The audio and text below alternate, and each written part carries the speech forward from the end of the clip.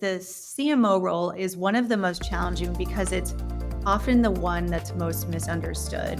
It gets confused for sales, it gets confused for growth. And so as a CMO, you really have to take it upon yourself to define what it is you can do for the organization.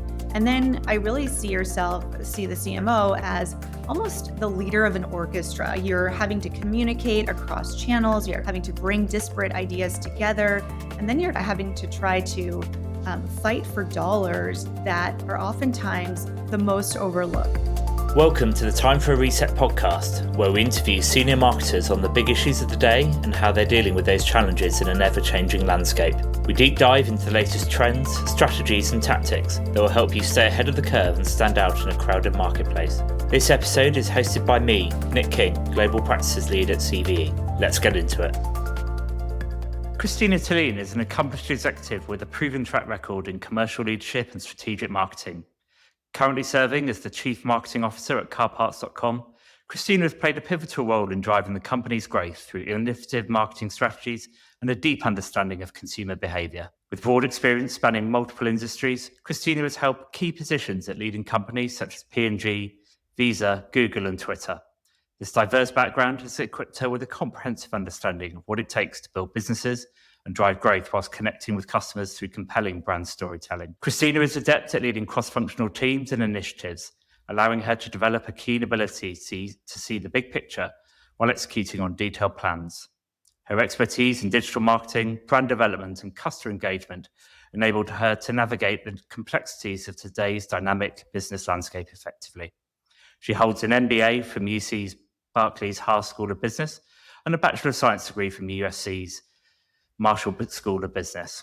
Christina, welcome to Time for a Reset. Thank you. So happy to be here today. Great. So where we always start, if you could have a magic button, what would you hit reset on?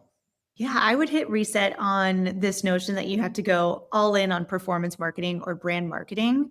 It really needs to strike a balance of both. And I thank my days at P&G for teaching me that you can't have really good storytelling or really good performance marketing without both. I've always said that the best marketing and the best brands in the world do that really well. It's both an art and a science. So yes, you can have the smartest people in the world getting to the most refined performance marketing tactics, but without combining that with strong storytelling that really connects to the heart of the consumer, you are not really going to break through the clutter. We know we are living in a very cluttered landscape in terms of advertising and media channels and just the opportunities that brands have to reach different consumers. So you really have to take a step back, figure out what is it you want to communicate to consumers at the heart of what you're doing. What are you solving for them?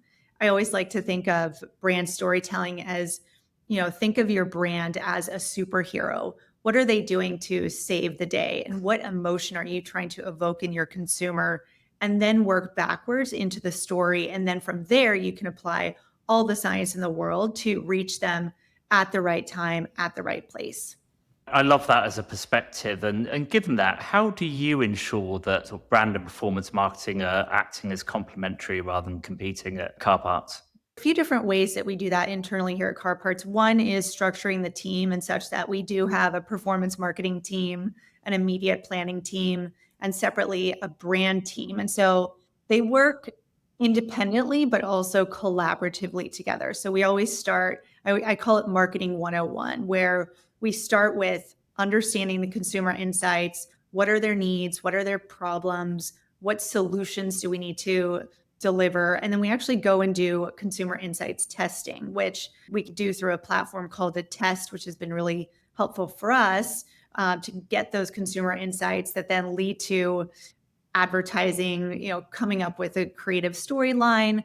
And then that gets handed over to our performance marketing team to figure out where to reach consumers from a distribution standpoint. And it starts with collaborating from the get-go. The performance marketing team is involved in the brief development, and then the brand team is involved in making sure that it gets distributed across the right channels at the right time. And how have you you leverage your experiences from sort of P&G and Visa and Google to sort of bring that to bear in the car parts world. You mentioned P&G a moment ago, but I kind of always curious to see how those huge CPG brands sort of influence an online platform to sort of create those the focus. Well, coming to car parts, I feel as though my career is coming full circle. I started in CPG and then I went to kind of big brand building at Visa and then Google, which was very tech, and then now back to car parts, which is an online retailer. And it sort of brings everything together into this beautiful package. So when I worked at Procter and Gamble, we were very focused on bottom line metrics. You really learned as a marketer how to become a general manager. And so it all comes down to the bottom line, really understanding what's going to drive the strongest ROI within a very small and efficient budget. Whereas at Visa and Google, you had massive budgets. Measurement was there, but maybe not as specific because you're really focused on brand building, so to speak. So I always say it's really come full circle. And I feel like I'm pulling from all of the different experiences that I've had to get to where I am today. With car parts, we're focused more on the lower funnel. If you think of the marketing funnel as top of funnel, middle funnel, lower funnel, when people are coming to buy car parts, they are coming there because they have a specific need. There are some enthusiasts who will go and buy, certain car parts to trick out their truck or to enhance performance, but largely we sell collision and mechanical parts that people need when they've been in an accident or they've broken down their car. And so we are very focused on performance marketing, Google search, now open AI. How are we enhancing our SEO to be the first product that comes up? Because there isn't much product differentiation. So one of the things that I've been working on at Car Parts is to expand the media mix.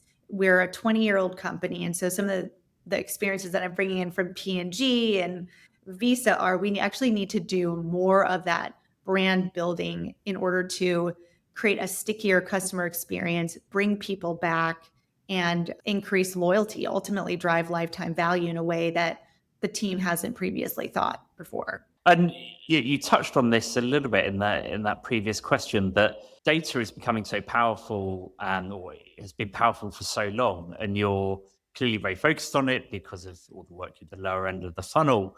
But how do you sort of balance that with building those meaningful brand connections? How are you sort of thinking about data when it comes to brand equity and performance and pulling it together?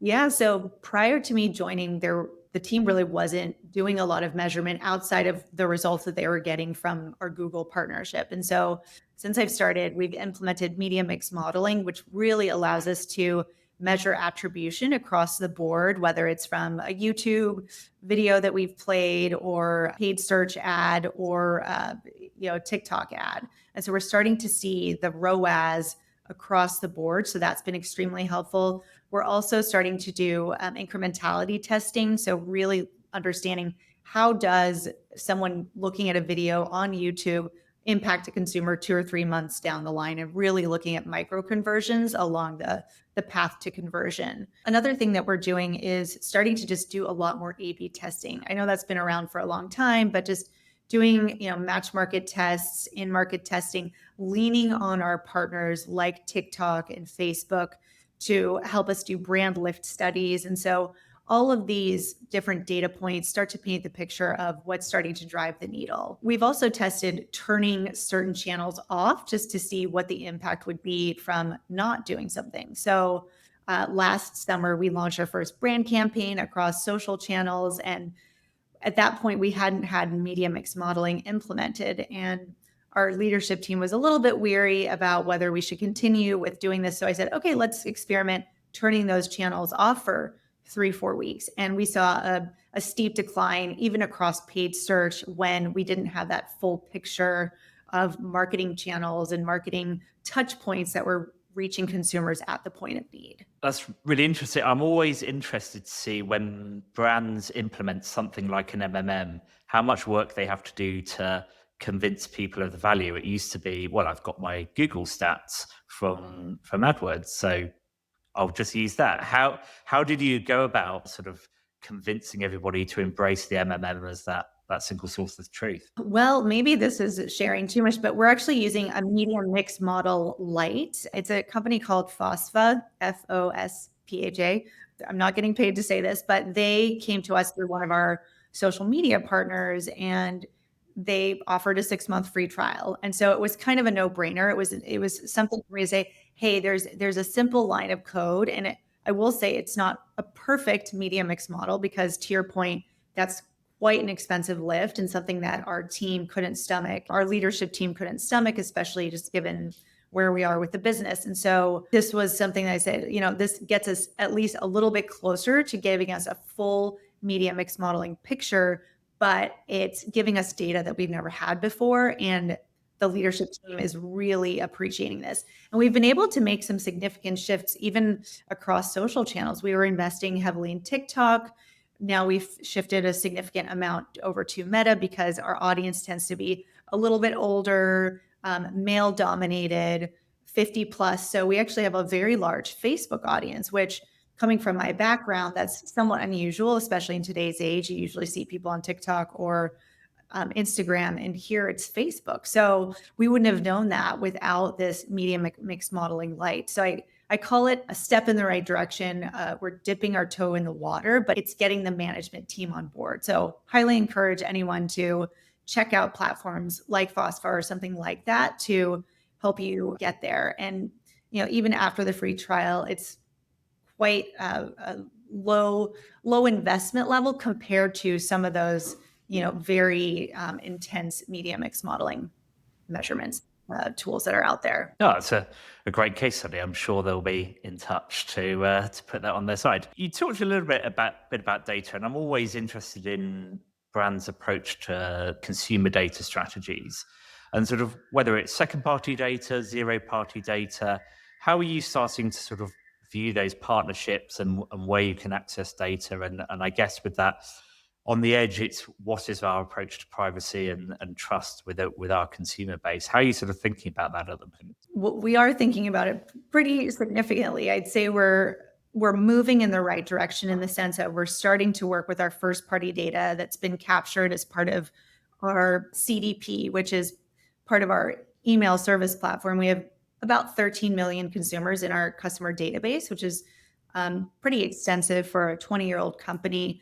And so we can pipe that into channels and then start to create lookalike audiences from that. So we are starting to lean on that heavily for targeting purposes across all of our paid and organic channels. And I think for us, the biggest opportunity is to create a more seamless and cohesive customer experience, even across our own channels. Right now, there's an opportunity to do more across our website versus our email channel versus our app channel. We're still very much independently creating copy and advertising, but we haven't created one customer profile across channels. So for me, personalization at a more granular level and leaning on things like AI will help us get there. But it's definitely more of a test and learn your way forward as opposed to just going all in at once. A lot of that has to do with our tech stack and how we're structured and the ability of changing certain things very quickly and other things a little more slowly. You're not the first company that has a challenge at how they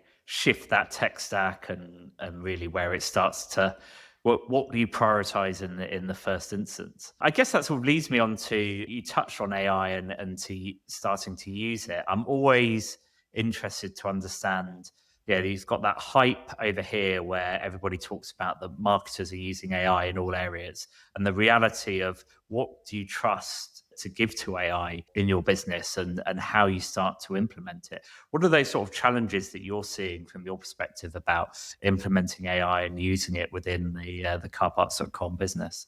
Yeah, I think it starts with baby steps. Again, you can't take a blanket approach to doing everything, but we are starting to apply AI to our paid media mix. We're starting to, I shouldn't say starting to, we have been for some time now using it in just developing copy. I think the challenge that we face is that sometimes leadership thinks, oh, especially from a marketing perspective, we can just cut headcount to and use AI, but it's not that simple. Consumers are very savvy. They can sniff out AI very quickly. And so we have to be really careful with even copy, just having a person track it. Yes, you can scale faster. So that part I love and I really lean on, and I encourage the teams to use AI to test their way forward. But ultimately, there still needs to be that human touch and somebody reviewing and checking on the work.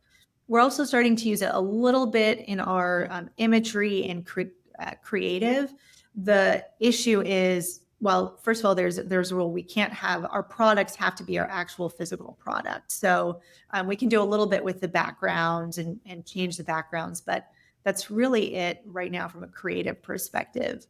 And then we're starting to test AI agents from a customer service standpoint. We're making headway into it, but it's taking a little bit of time just to figure out what's a useful tool and what's not. And that's what I always say to my team is everyone should make AI a part of their toolkit. And even if you don't have it on your radar now, go out and test some tools. There's so many free tools out there, but it's definitely more of a process to get there versus saying, oh, we've turned on the AI switch and now it's taking over everything. Yeah, no, I so agree with that. There's this perception that you can just press a button and have AI completely through your business, and it's loads of little micro opportunities that happen. And I think brands that embrace that will do very well. Brands that accept an overnight change are really going to struggle. From your perspective, you've talked a little bit about that you have a team in house, and we've been talking about in-housing for so long over the past few years about what we can do with, that in-housing is inevitable, but different brands have taken a different approach.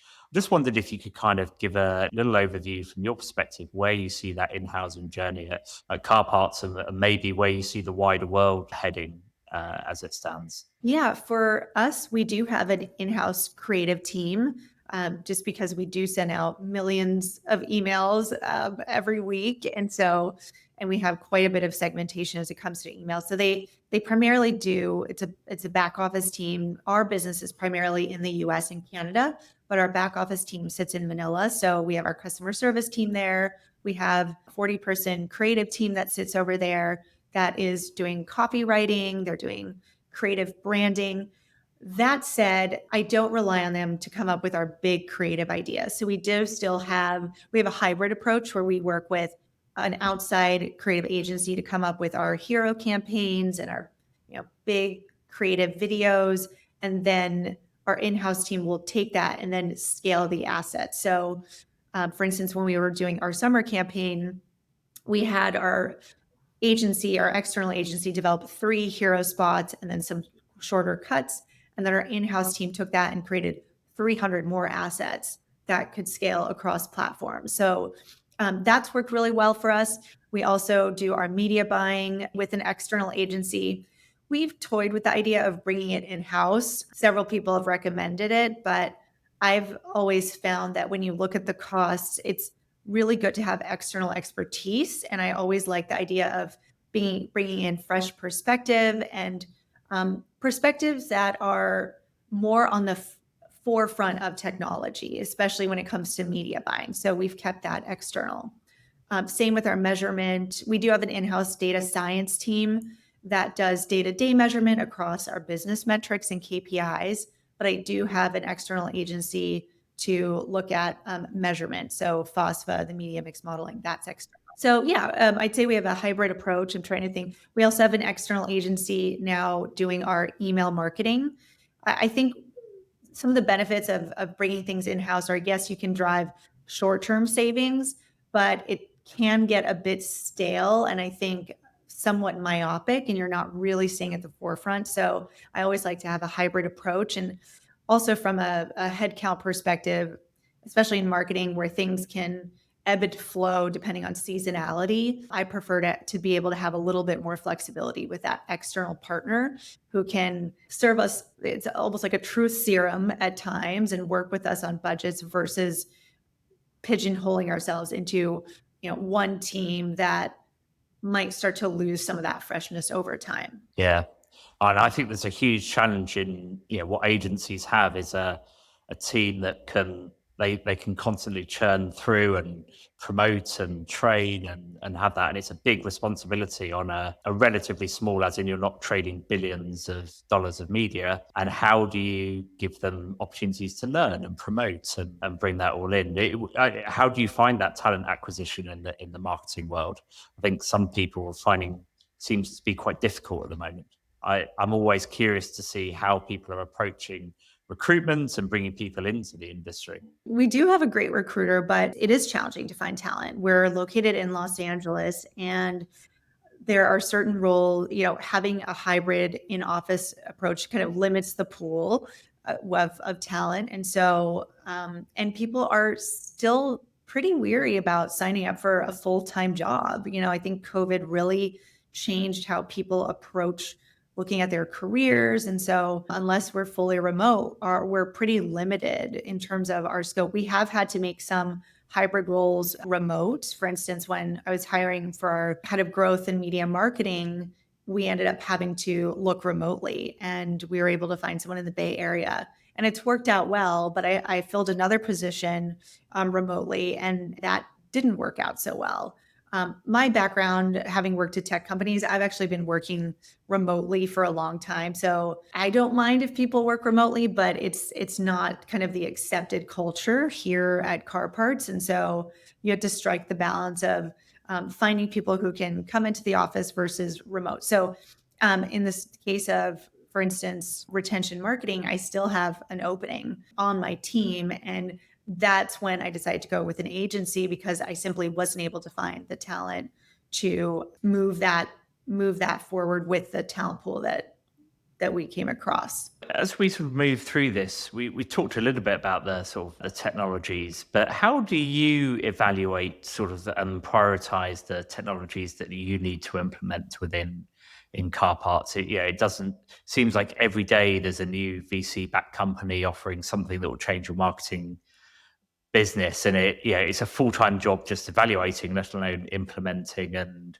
actually getting it to the point of execution. What's your process within Car Parts to look at all the different technologies available? Yeah, it's a great question. In other companies I worked at, there were dedicated teams at looking at what marketing technologies we should bring into the fold. We simply don't have the resources to do that. And so it's really a team effort. I personally try to attend conferences and industry conferences, technology conferences, just to meet other marketers and hear about what's working for them. So word of mouth is always very powerful. Another thing is accepting those occasional cold calls. I always try to at least have a 15-minute conversation with technology partners just to hear what they are doing. And I'm a big proponent of dedicating at least 10 to 15% of your marketing budget to test and learn opportunities. So those are a few of the tactics that we use. And then it's working internally with the team to rank order them. We try to identify how much potential incremental revenue this new technology that we're potentially bringing on add or drive to the business. And then from there, we sort of rank order. We actually just went through that exercise this week where we call it our marketing tech asks, and we list out, the 10 or 15 projects that we're wanting to get through, which partners we want to bring on, and then we rank order it. And then it's a joint discussion with our tech team to determine who we bring on, and then of course finance to get the approval for the budgets. That business case is always the bit that's the final piece that often takes the most time. So as we sort of move into the end, you've had some fantastic roles in huge companies. What are the most important attributes of the CMO of the future? You've seen what was past, and when we entered the industry, it was a very different world. I'm always interested to see where people are looking at the future attributes, both for yourself and what you're expecting to see of your peers. Yeah, I always say, the CMO role is one of the most challenging because it's often the one that's most misunderstood. It gets confused for sales, it gets confused for growth. And so as a CMO, you really have to take it upon yourself to define what it is you can do for the organization. And then I really see the CMO as almost the leader of an orchestra. You're having to communicate across channels, having to bring disparate ideas together, and then you're having to try to fight for dollars that are oftentimes the most overlooked. So technology or product oftentimes get prioritized over marketing.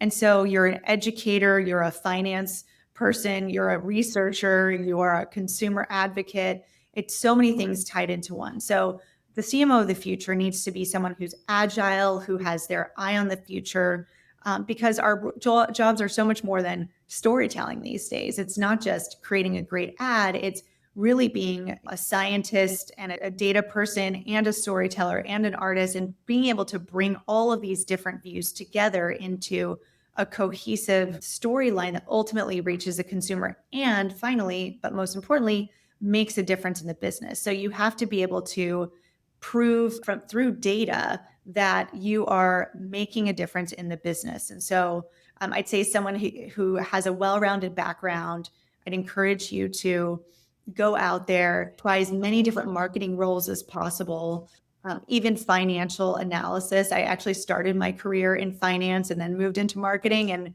every day I thank myself because you can't do a CMO job well today without understanding numbers and how to drive performance and really grow the business ultimately. No, and I think you emphasize that with the bringing in the MMM. If you can't explain an MMM to a CFO, you're going to be really struggling in your career. And some marketers I've worked with can't, and many of the modern marketers can, and they're the ones that seem to be doing the best. And then finally, sort of to our listeners, if you could ask you to be a bit vulnerable for a moment, what are you working on yourself to improve and become a better marketer? Yeah, I think it's constantly staying at the forefront of technology. As I was saying, there's so many technologies being introduced on a seemingly daily basis. So it's striking the balance of running the business, but carving out enough time to test new technologies, to try things out. And then also being a good people manager. I think more so than ever, there's so much fear in today's society around